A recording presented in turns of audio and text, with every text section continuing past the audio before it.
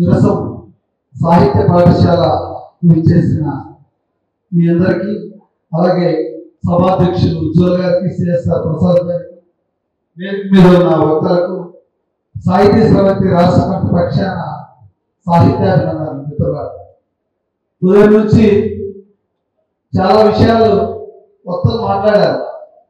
నాకు చివరిగా బాగా నచ్చిన విషయం ఏంటంటే, ఇందాక ఒక కామెంట్ మాట్లాడారు, సాహిత్య రంగంలో మా వయసు ఉన్న వాళ్ళు విరసంలో లేదు, అంతా పెద్ద తరమే కనపడతా ఉంది అని ఒక మాట నాకు చాలా బాగా నచ్చింది. దాదాపుగా ఇక్కడ అటువంటి 20% మంది అటువంటి తరహా వాళ్ళు ఉన్నారు.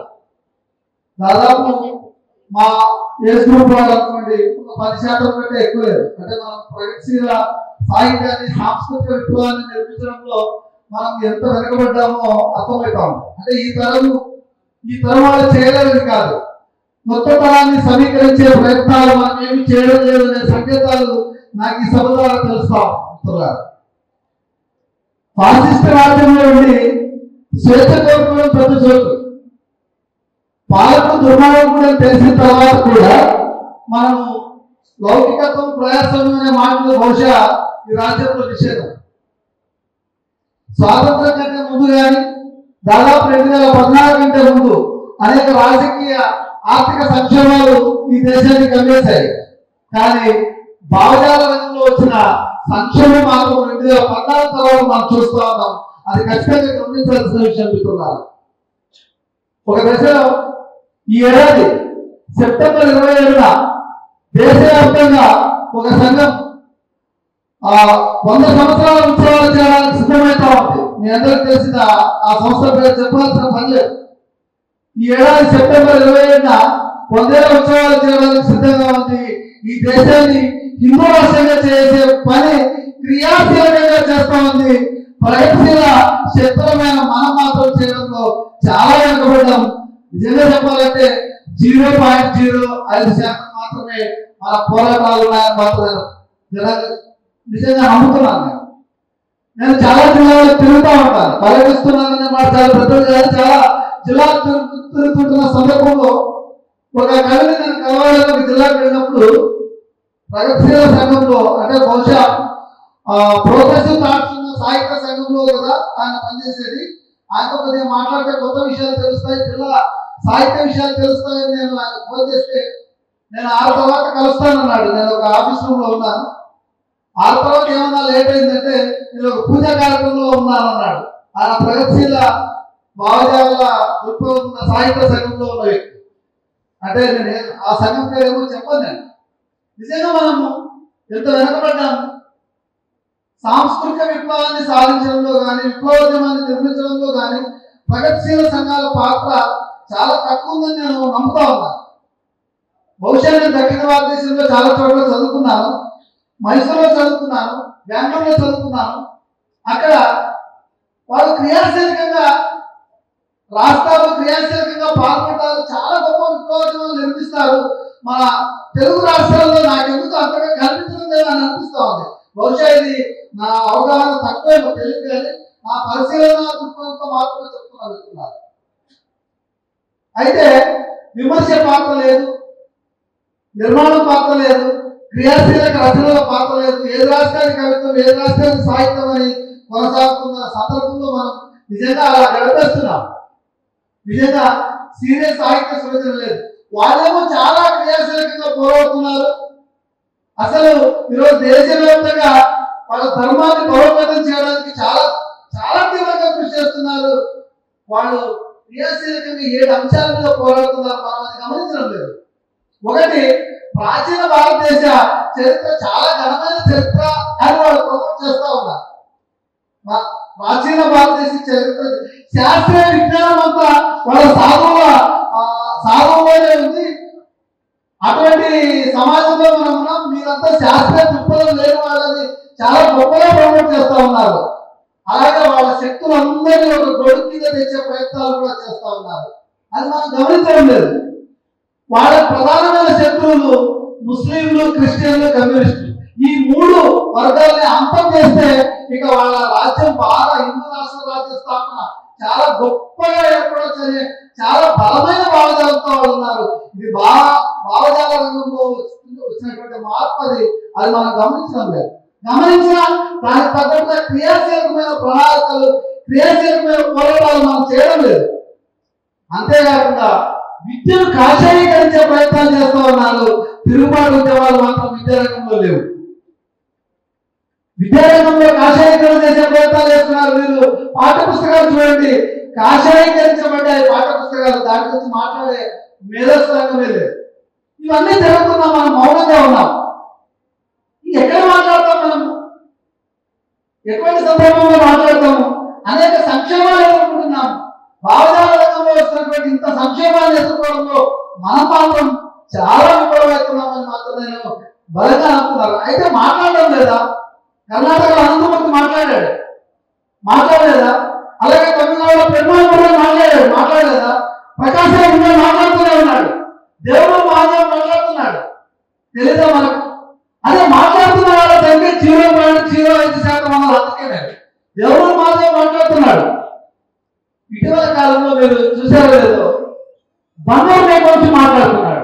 బందర్ నేపథ్యం బహుశా తెలిసే రాజస్థాన్ లో ఉన్నటువంటి ఒక కరసేవకుడు, బయటకు వచ్చినటువంటి కరసేవకుడు మా కరసేవ పుస్తకం రాశాడు. బందర్ నేపథ్యం నేను గుంటూరులో మాట్లాడినప్పుడు, నీకు భయం లేదా? ఇంత హ్యాపీగా తిరుగుతున్నామంటే నాకు ఎప్పుడు నా ఆఖరి చిరునామా తెలియదు, నా ఆఖరి శ్వాస ఎప్పుడు వెళ్తావో తెలియదు. నేనైతే మాట్లాడుతూనే ఉంటా, నేనైతే ప్రశ్నిస్తూనే ఉంటా, నేను తిరుగుతూనే ఉంటా అంటాను. మనం మాత్రం తిరగడం లేదు, మనం మాట్లాడడం లేదు. నాకు ఉదయం నుంచి మాట్లాడుతుంటే మనమైతే చాలా గంటలు ప్రసంగిస్తున్నాం. కార్యాచరణ ఉంటుందంటావా అని నాకు చాలా సందేహాలు కనబడ్డాయి. ఆలోచిస్తూనే ఉంటున్నాను, చాలా వెనుక కూర్చుంటున్నాను, అందరి ప్రసంగాలు వింటున్నాను. ఆచరణాత్మకమైన కృషి ప్రగతిశీల కవులుగా, ప్రగతిశీల సాహిత్య రంగంలో ఉన్న మేము నిజంగా చేస్తున్నామా? నాకే ప్రశ్న మొదలైంది. ఉదయం నుంచి మొదలవుతూనే ఉంది, ఆలోచిస్తూనే ఉంటాను. నాకు జవాబు కట్టలేదు మిత్రులారా. అయితే మనం ఇవన్నీ ఏం చేయాలి? వాళ్ళకు వాళ్ళు నిర్మించుకుంటూ వస్తున్నారు. ఒక మిత్రుడు, మేము ఒక కార్యక్రమాన్ని గత 2 రోజులుగా నిర్వహించాం. గుడి కంటే బడి నిండా ఒక కాన్సెప్ట్ తో వ్యాసరచన పోటీ పెట్టారు. గుడి కంటే బడి నిండా మీరు రాయండి, లేదా చిత్రలేఖం రాయండి ఒక ఉత్సవాల్లో మేము పెడితే, ఒక సంఘం నుంచి నాకు ఒక మెసేజ్ వచ్చింది, ఆ కాన్సెప్ట్ ని తీసేయండి, ఇది మంచిది కాదు, చాలా గుడి గొప్పదని నాకు ఒక మెసేజ్ పెట్టాడు వాట్సాప్ కి. వాళ్ళు విస్తృతంగా క్షేత్రస్థాయిలో, గ్రామీణ స్థాయిలో వెళ్ళిపోతా ఉన్నారు. మనమైతే మాట్లాడలేదు. నగరాలకే పరిమితం అవ్వలేదు, వాళ్ళు నగరాలకు పరిమితం అవ్వలేదు. రకరకాల పేర్లతో వాళ్ళు వెళ్ళిపోతా ఉన్నారు. మనమైతే వెళ్ళడం లేదు. మన రచనలు చూసి మనం చాలా మురిసిపోతున్నాం. మన సాహిత్యము, మన కవిత్వము, మన పుస్తకాలు చాలా గొప్పవి. సెల్ఫ్ ప్రమోషన్ లో చాలా సీరియస్ గా ఉన్నాం మనం.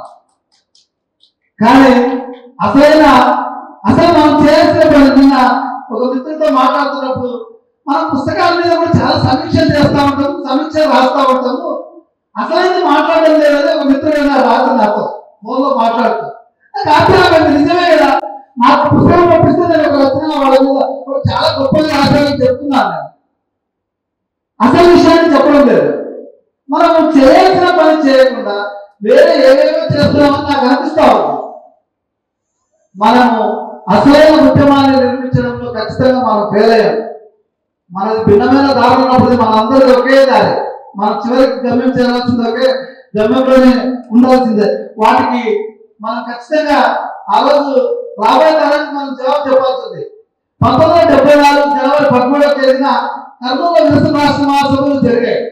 విరసం రాష్ట్ర మహాసభలో నేను ఉపన్యాసాల పుస్తకం చదివినప్పుడు శ్రీశ్రీ గారు మాట రాశారు. ఏం రాశారంటే, పాఠశాలలో లభించే చదువు, న్యాయస్థానంలో దొరికే న్యాయం, సాహిత్యం పేరు వెలువడుతున్న గ్రంథాలు, సాహిత్యం పేరుతో వెలువడుతున్న గ్రంథాలు, రంగస్థలం మీద చూసే నాటకాలు, తెర మీద చూసే సినిమాలు బూసు పట్టిన విలువలకి అంకితం అయ్యాయని శ్రీశ్రీ గారు మాట రాశారు. నేను నిన్న శ్రీశ్రీ ఉపన్యాసాల పుస్తకం దగ్గర అనుకోకుండా నాకు కనబడింది. నిజంగా బూసు పట్టిన విలువలు ఎంత 50 ఏళ్ళుగా, అంటే 1974 నుంచి 2025లో మనం ఉన్నాం. దాదాపు 50 ఏళ్ళు ఇదే కర్నూలులో, ఇదే చారిత్రక సందర్భంలో మనం పాఠశాల నిర్వహిస్తున్నాం. ఈ 50 ఏళ్ళుగా ఏం మారింది? పాఠశాలలో చదువు మారింది. మారిందా, న్యాయస్థానంలో న్యాయం మారిందా, సాహిత్యం పేరు మీద వేసే పుస్తకాలు ఏమైనా మారాయా? మనం చూసే నాటకాలు సామాజిక ఈ మీడియా వచ్చాక ఉన్నది లేనిది చూపించే ప్రయత్నాల్లో అసలైన సాహిత్యం వెళ్ళింది, అసలైన విలువలు వెళ్ళిపోయాయి. పూసిపట్టిన విలువలకే అంకితమయ్యాడనే మాట శ్రీశ్రీ చెప్పిన మాట అక్షర సత్యం నాకు అర్థమవుతా ఉంది. అందుకే మనం ఈ భాషిష్ట రాజ్యంలో ఉండి, భాషిష్ట సందర్భంలో ఉండి మనము ఇవన్నీ మాట్లాడము అసలు మన ఆచరణని క్వశ్చన్ చేసే విధంగా ఉంది. కార్యాచరణ లేదు, దాన్ని ప్రత్యక్షంగా చూపించే పరిస్థితి మనకు కనబడతాం. మిత్రుల, మనము అటువంటి మాయలో, అటువంటి మోజులో పడకూడదని నేను బలంగా నమ్ముతున్నాను. మిత్రుల, వాళ్ళు చాలా పద్ధతిగా ఆందోళన కార్యక్రమాలు చేయడం, ఆందోళన కార్యక్రమాలు ఏమంటే ఘర్షణలు సృష్టించడం, చాలా యాక్టివ్ గా ఘర్షణలు సృష్టించే ప్రయత్నాలు చేస్తున్నారు. బెంగళూరులో నేను కన్నడ సమ్మేళనాలకు వెళ్ళినప్పుడు నాతో చెప్తున్నాడు, మేము వేల కొద్ది సంఘాలని వేరే వేరే పేరుతో నిర్మిస్తాము. నా కన్నడ బాగొచ్చు, నేను మైసూర్ సెంట్రల్ యూనివర్సిటీ చదివాను, కన్నడ చాలా నా కర్ణాటక సరిహద్దు ప్రాంతం, అది కన్నడ బాగా మాట్లాడతాను నేను. నాతో కన్నడలో చెప్తున్నాడు, మేము రకరకాల పేర్లతో వెళ్తాం. ముఖ్యంగా మేము స్లమ్ పీపుల్ని ఆ క్షేత్రస్థాయిలో చాలా వెనుకబడ్డ ప్రజలు మేము టార్గెట్ చేసుకుని వాళ్ళని మనం మన మతాల గురించి చాలా ప్రచారం చేయాలి. నువ్వు కూడా చాలా తప్పు చేస్తున్నావు, బొట్టు పెట్టుకోలేదు అన్నాను.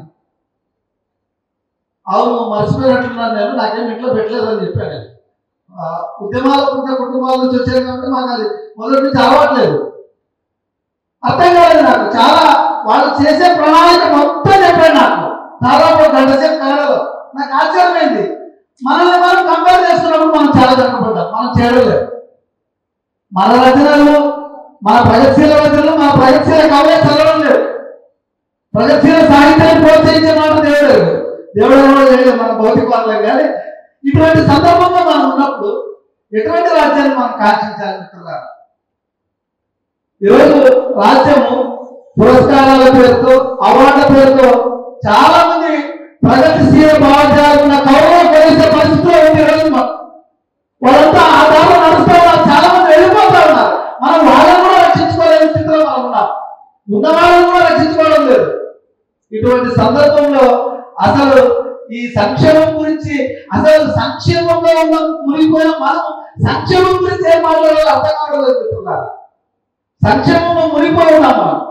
వాస్తవానికి ఉదయం వసంతగా మాట్లాడింది, మనం ముఖ్యంగా అరసవే కృష్ణ వీళ్ళతో మాట్లాడినప్పుడు మనం దుఃఖ సందర్భంలో ఉన్నాం, దుఃఖంలో మునిగిపోయి ఉన్నాం. నిజమే, చాలా నిజమే.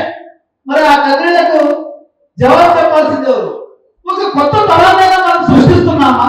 కొత్త తరాన్ని మనం తయారు చేయగలుగుతున్నామా? ఇవన్నీ మనం ఏం చేయడం లేదు మిత్రులారా. ఆచరణాత్మకమైన కృషిలో మనం నిజంగా విఫలం చెందుతున్నాం. ఆ ప్రయత్నాలు చేయకపోతే రాబోయే తరాలు చాలా భోజేసేటప్పుడు మిత్రుడు అన్నాడు, ఒక 2030 తర్వాత విద్యారంగం పూర్తిగా సర్వనాశనం అయిపోతుంది, ఇంకేం చదువు చెప్పే టీచర్లు కూడా ఉంటారు అని మధ్యాహ్నం పనిచేస్తున్నప్పుడు మిత్రుడు చెప్పాడు. నాకు ఆశ్చర్యమైంది, నిజంగా చెప్పేవాళ్ళు కూడా లేకపోతే ఈ కొత్త సమాజాన్ని ఎలా తయారు చేస్తారు? చాలా ప్రమాదంలో ఉన్నామనే విషయాన్ని మనం అందరూ గమనించాలి.